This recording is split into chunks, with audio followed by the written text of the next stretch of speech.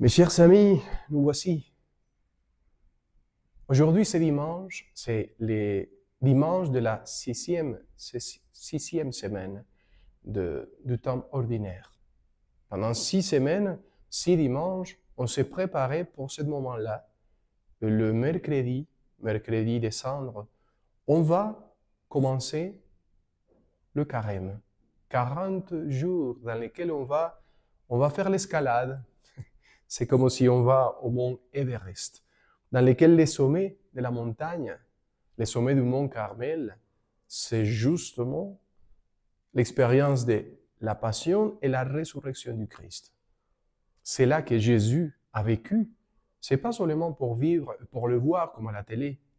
Non, justement, il faut qu'on soit dedans, qu'on vive l'expérience des Pâques, qu'on vive le passage de la mort à la résurrection. Et tout le carême et la Semaine Sainte, bien sûr, nous préparent pour ce passage, pour ouvrir les portes vers la résurrection. Mais la résurrection, c'est toujours avec la croix. Et c'est quoi la croix? C'est le fait de tout donner. Tout donner.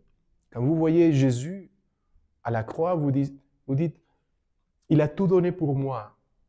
Il a donné même la dernière goutte de vie pour moi. Et alors, nous, en tant que chrétiens, on est appelés à vivre la même chose. C'est donné. Thérèse de l'Enfant Jésus disait, aimer, c'est tout donner et c'est donner soi-même. Exactement ça, c'est la croix. Tout donner.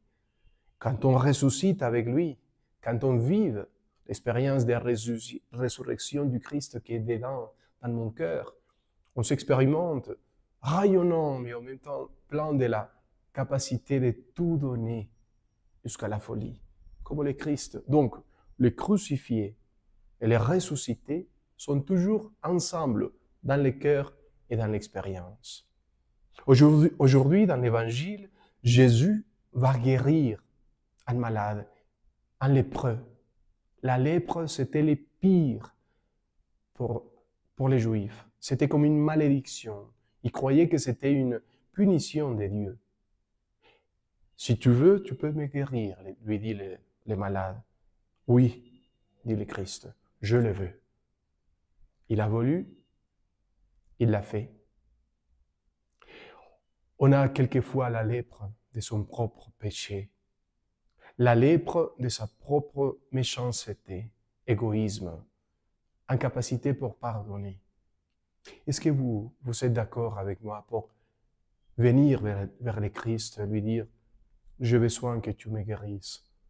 Donnez-moi la joie d'être guéri par toi. Et à tout de suite, c'est toi qui vas guérir les autres. C'est toi qui vas leur dire aux autres, il y a quelqu'un qui va te guérir, c'est le Christ. Montrez le visage de Christ. Il est beau.